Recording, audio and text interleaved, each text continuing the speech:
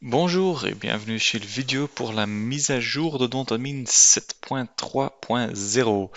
C'est une nouvelle mise à jour avec deux grandes choses qui sont dans la mise à jour. Je vais les expliquer maintenant tous les deux.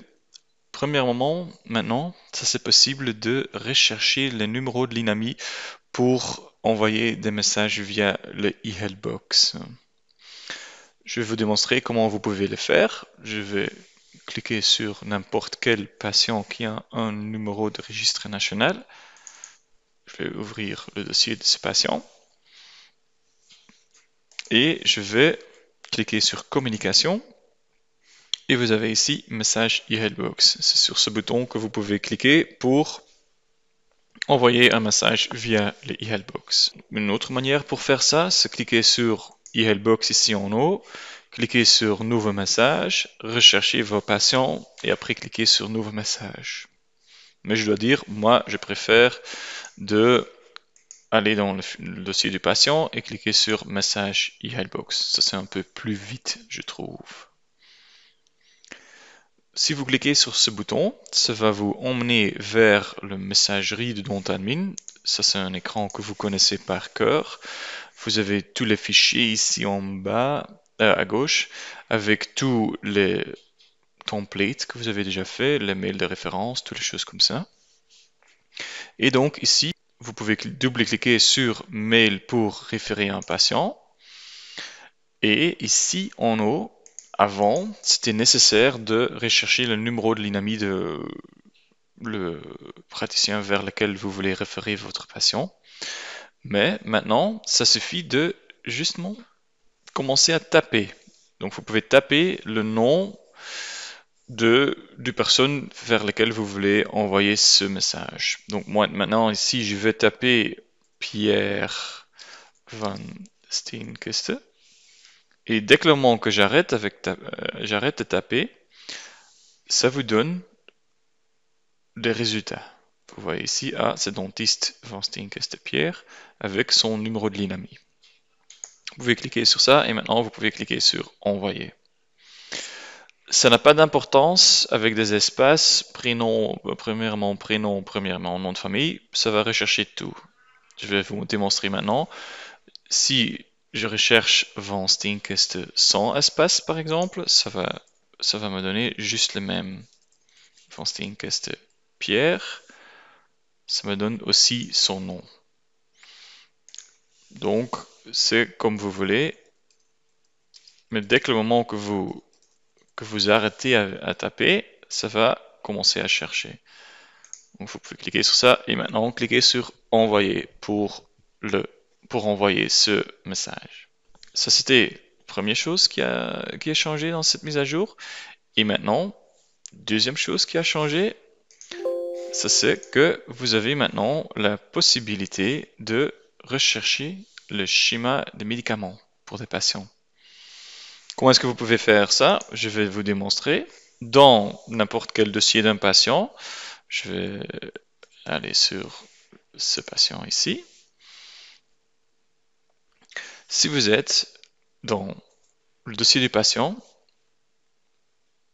vous avez besoin de deux choses avant que vous pouvez rechercher le schéma de médication. Les deux choses sont, ici, il se trouve ici en bas, vous devez avoir le consentement du patient et vous devez aussi avoir une relation thérapeutique avec ce patient.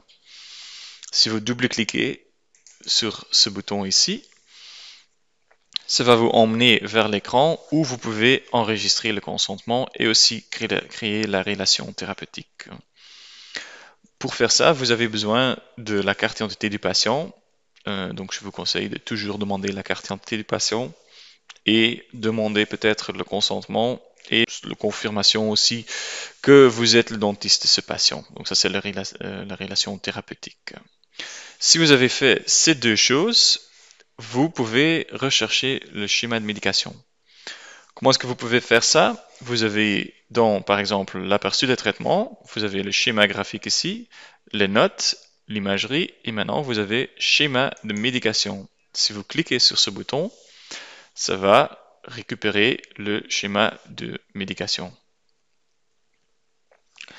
Et maintenant, vous avez ici le schéma de médication de ce patient, petit déjeuner, et toutes les choses comme ça, tous les médicaments que ce patient prend. Donc, vous voulez vérifier, vous pouvez vérifier ça ici. Ou, par exemple, si vous êtes en train de faire d'un nouveau traitement, vous faites une prescription, c'est aussi possible de cliquer ici à gauche sur le bouton schéma de médication. Dès que le moment que vous cliquez sur ça, ça vous emmène en direct dans l'écran schéma de médication. Vous pouvez déplacer cet écran un petit peu à droite par exemple et prescription à gauche. Et ça veut dire donc que maintenant, vous pouvez rechercher les médicaments et voir le schéma de médication en même temps. Et c'est aussi possible de vérifier le schéma de médication dans l'anamnèse du patient.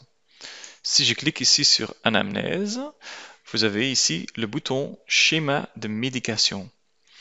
Si vous cliquez sur ce bouton, ça va vous emmener de nouveau vers le schéma de médication. Aussi, ce schéma de médication, ça c'est valable quand vous avez le dossier du patient qui est ouvert ici en bas. Dès que le moment que vous fermez le dossier du patient, ce n'est plus valable. Qu'est-ce que ça veut dire? Si vous ouvriez le dossier du patient de nouveau, ça va de nouveau demander le schéma de médication. Donc ça va être toujours à jour. Donc ça c'est valable à ce moment. Dès que le moment que vous fermez le dossier du patient, ce n'est plus valable. Et ça sont les deux grandes choses qui sont dans cette mise à jour de DentAdmin.